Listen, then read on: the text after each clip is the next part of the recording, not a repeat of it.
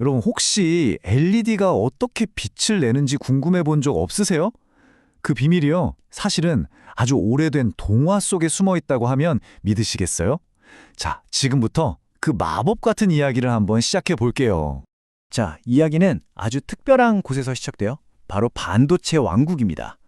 겉보기에는 뭐랄까 되게 평화로워 보이는데 사실은요 아주 뚜렷한 특징을 가진 두 개의 마을로 딱 나뉘어 있었어요.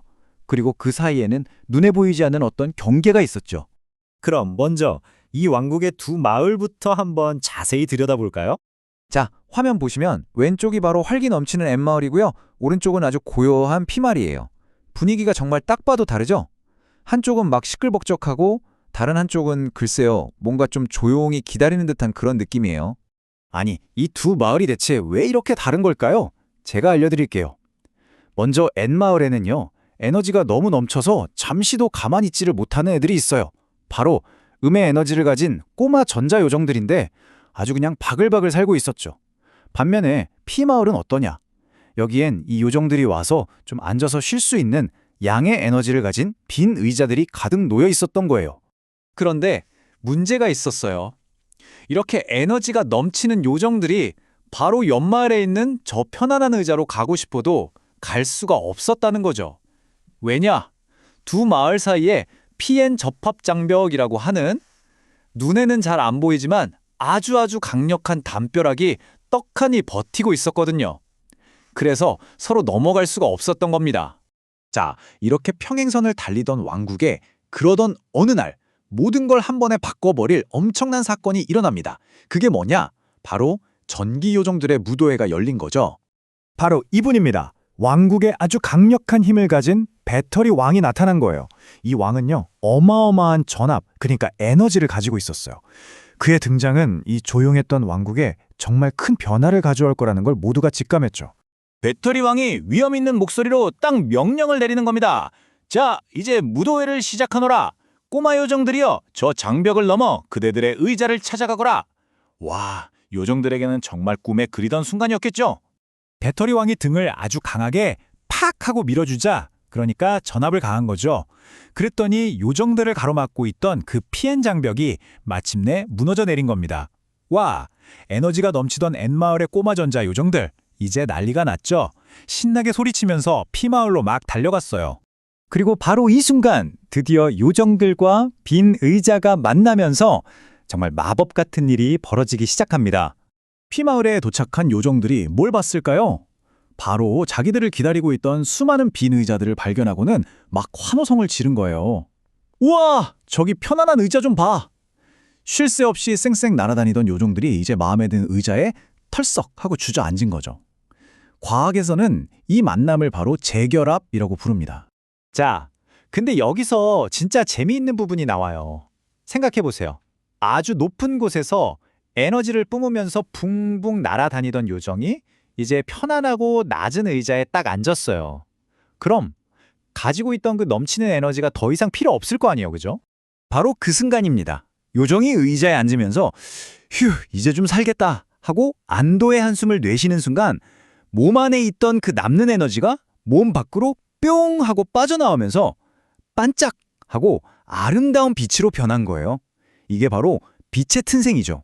근데요, 이 빛이 다 똑같은 색이 아니었어요. 이게 또 재밌는데 만약에 요정이 가지고 있던 에너지가 아주 많았다면 그럼 강렬한 파란빛이 되는 거고요. 에너지가 한 중간 정도였다면 싱그러운 초록빛, 그리고 에너지가 조금 적었다면 따뜻한 빨간빛으로 변했던 겁니다. 결국 에너지의 양이 바로 빛의 색깔을 결정한 거죠. 자, 한번 상상해보세요. 수많은 꼬마 요정들이 쉴 새 없이 의자에 앉으면서 저마다의 빛을 뿜어내는 거예요. 파란빛, 초록빛, 빨간빛. 그렇게 되니까 이 반도체 왕국 전체가 하나의 거대한 LED 전구처럼 환하게 빛나게 된 겁니다. 와, 정말 아름다운 광고 아니겠어요? 네, 여기까지가 바로 전기 요정들의 무도회 이야기였습니다. 어떠셨나요?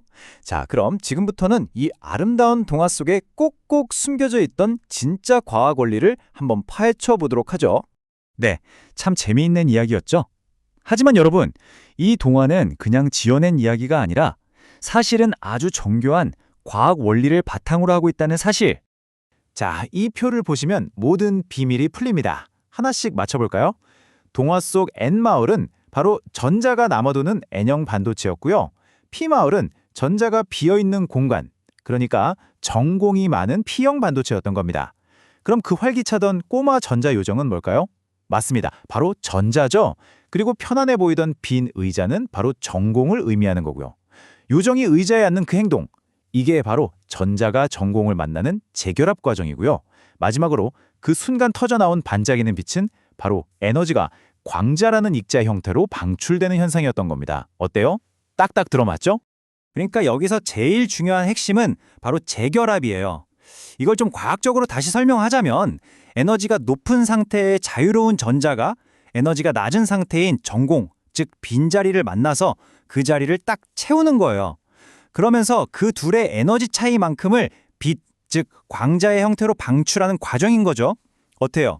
아까 들었던 동화 속 요정 이야기랑 정말 정확하게 일치하지 않나요? 바로 이 그림이 모든 걸 요약해주네요.